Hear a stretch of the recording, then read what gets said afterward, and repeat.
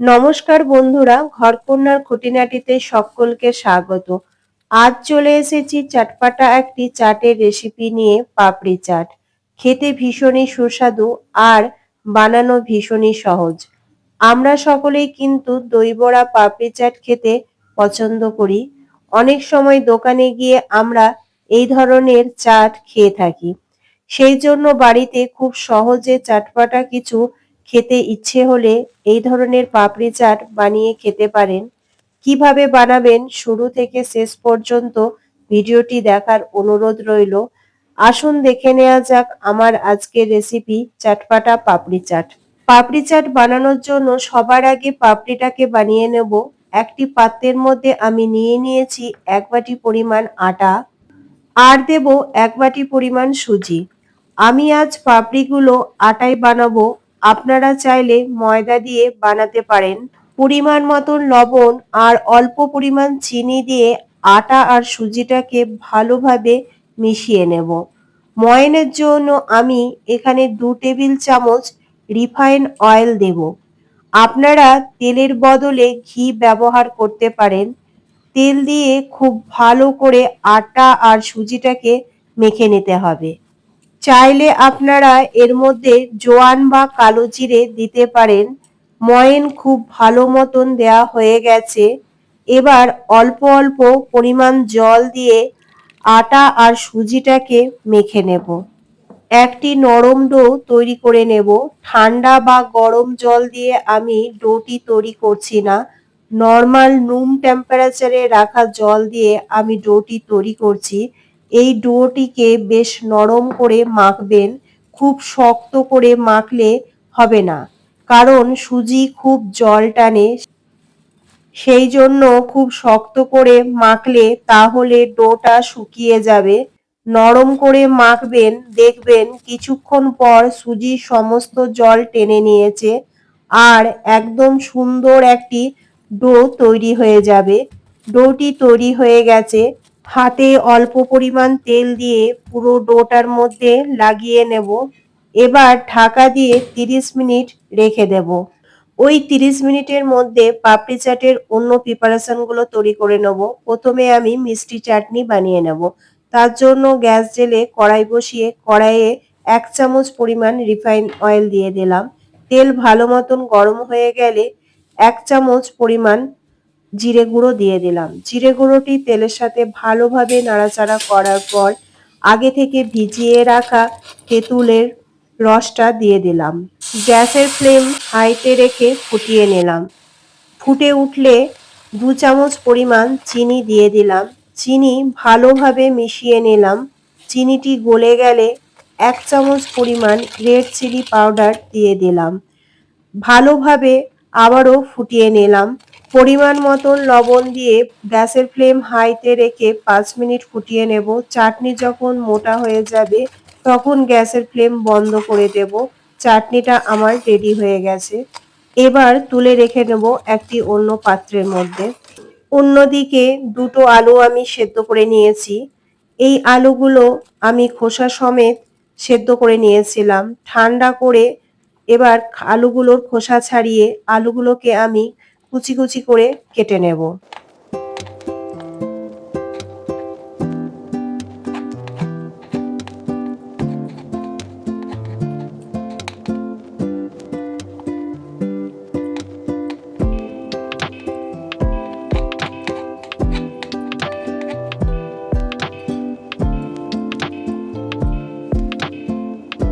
এবার একটি মিডিয়াম সাইজের পেঁয়াজ নিয়েছি। পেঁয়াজটাকেও আলুর মতন ছোট ছোট কুচি করে আমি কেটে নেব। কেটে নেওয়ার পর পেঁয়াজটাকে আমি আলুর মধ্যে মিশিয়ে নেব।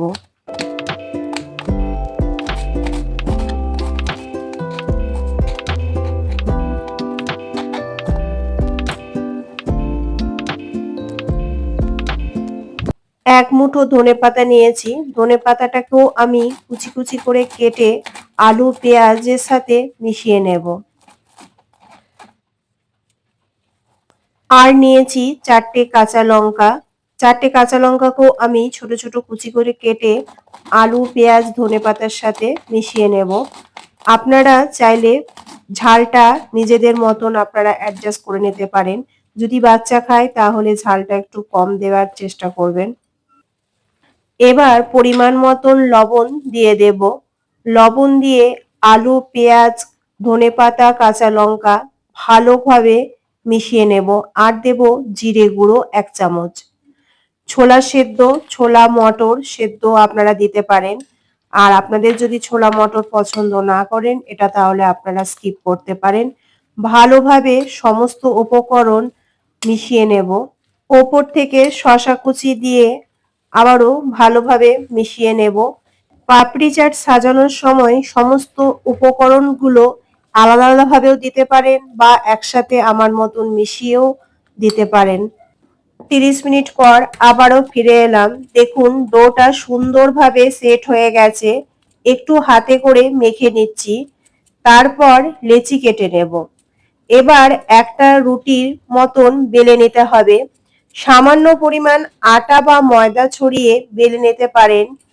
যেমন আমরা রুটি বা পরোটা বেলি সেই রকম ভাবেই বেলে নিতে হবে। দেখুন আমি যতটা সম্ভব পাতলা করে বেলে নিচ্ছি।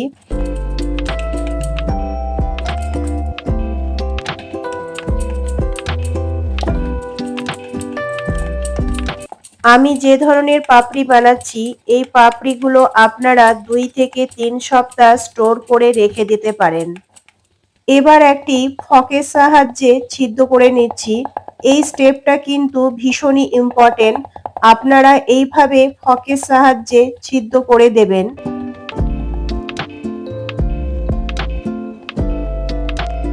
তারপর একটি গ্লাস দিয়ে পাপড়িগুলোকে কেটে নিচ্ছি।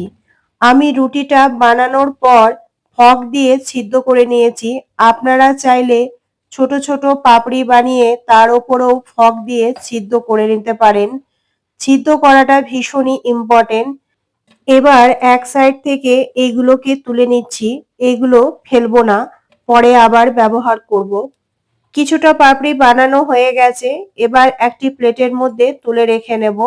এই একইভাবে সমস্ত লেচিগুলো থেকে ছোট ছোট পাপড়ি একই প্রসেসে বানিয়ে ফেলবো। আমার সমস্ত পাপড়িগুলো বানানো কমপ্লিট হয়ে গেছে। এবার এগুলোকে ফ্রাই করব। কড়াইতে তেল গরম করতে দিয়ে দিয়েছি। তবে খুব বেশি গরম করব না। তেলটা হালকা গরম করে নিয়েছি। এই হালকা গরম তেলের মধ্যে পাপড়িগুলোকে দিয়ে দেব। গ্যাসের ফ্লেম মিডিয়ামে রেখেছি। তেল যদি অতিরিক্ত গরম থাকে তাহলে পাপড়িগুলো ফুচকা বা লুচির মতন ফুলে উঠবে। আর পাপড়িগুলোর মধ্যে যদি ছিদ্র না করা হয় তাহলে পাপড়িগুলো লুচির মতন ফুলে উঠবে। পাপড়িগুলোকে এবার গ্যাসের ফ্লেম মিডিয়ামে রেখে ফ্রাই করব। দেখুন আস্তে আস্তে তেল ভালো মতন গরম হয়ে গেছে। তেল গরম হয়ে গেলে পাপড়িগুলো ক্রমশ তেলের ওপর ভাজতে শুরু করবে। মিনিট 3-4 সময় ধরে পাপড়িগুলোকে গোল্ডেন ব্রাউন করে ভেজে নিতে হবে। আমার পাপড়িগুলো ভাজা হয়ে গেছে। এবার তেল থেকে তুলে অন্য পাত্রে রেখে নেব। এইভাবে আমি বাকি পাপড়িগুলোকে ভেজে নেব।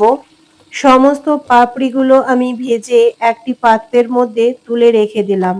আমার সমস্ত পাপড়িগুলো ফ্রাই করা হয়ে গেছে। এবার পাপড়ি চাটের ওপরে যে দইটি ব্যবহার করা হয় সেটি আমি রেডি করে নেব।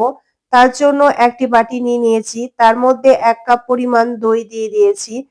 তার মধ্যে স্বাদ অনুসারে লবণ আর 1 চামচ গোলমরিচ গুঁড়ো দিয়ে ভালোভাবে ফেটিয়ে নেব। তার মধ্যে দিয়ে দিচ্ছি 2 থেকে 4 চামচ চিনি। সমস্ত কিছু দিয়ে টক দইটাকে খুব ভালোভাবে 5 মিনিট সময় ধরে ফেটিয়ে নেব। পাপড়ি চাটের জন্য সমস্ত প্রিপারেশন একদম রেডি। পাপড়ি তৈরি হয়ে গেছে। বিট লবণ, চাট মশলা, তেঁতুলের মিষ্টি চাটনি, ঝুরি ভাজা, টক দই আর আলু মাখা। এবার আপনারা দেখুন পাপড়িগুলো কতটা মুচমুচে হয়েছে। এই পরিমাণ আটা আর সুজি মেখে যদি পাপড়িগুলো বানানো হয় তাহলে পাপড়িগুলো ভীষণ ক্রিস্পি হবে।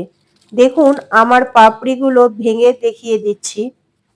এবার কয়েকটি পাপড়ি দিয়ে চাট বানিয়ে নেব। প্রথমে পাপড়িগুলো একটি প্লেটের মধ্যে ছড়িয়ে দিচ্ছি। তার ওপর দিয়ে দেব আমার সেই আলু মাখাটা, আলুর মধ্যে যে পেঁয়াজ, ছোলা, কাঁচা লঙ্কা, ধনেপাতা, শসা কুচি দিয়ে যে আলু মাখাটা করেছিলাম সেটা ওর ওপরে ছড়িয়ে দেব। আপনারা আপনাদের ইচ্ছে মতন পরিমাণ দিতে পারেন। এর ওপরে দিয়ে দেব মিষ্টি তেঁতুলের চাটনিটা। তেঁতুলের মিষ্টি চাটনির ওপর দিয়ে দেব ফেটিয়ে রাখা টক দই। তার ওপর দিয়ে দেব ঝুরি ভাজা ওপর থেকে ছড়িয়ে, জিরে গুঁড়ো আর চাট মশলা ১ চিমটে ছড়িয়ে দেব তার ওপর। ওপর থেকে টমেটো কুচি ছড়িয়ে দেব। এইভাবে সাজিয়ে নেব। তৈরি হয়ে গেল সুস্বাদু পাপড়ি চাট। রেসিপিটি আপনাদের কেমন লাগলো অবশ্যই জানাবেন। যদি ভালো লেগে থাকে তাহলে চটপট বাড়িতে বানিয়ে ফেলুন। আমার চ্যানেলে নতুন বন্ধু হলে চ্যানেলটি সাবস্ক্রাইব করে নেওয়ার অনুরোধ রইল। পাশে থাকা বেল আইকনটি অবশ্যই প্রেস করে দেবেন। আমি চ্যানেলে রেসিপি ভিডিও আপলোড করলে আপনাদের কাছে তাড়াতাড়ি পৌঁছে যাবে। আজকের মতন এই পর্যন্ত। আবার দেখা হবে নতুন একটি রেসিপির সাথে। ভালো থাকবেন, সুস্থ থাকবেন। ধন্যবাদ।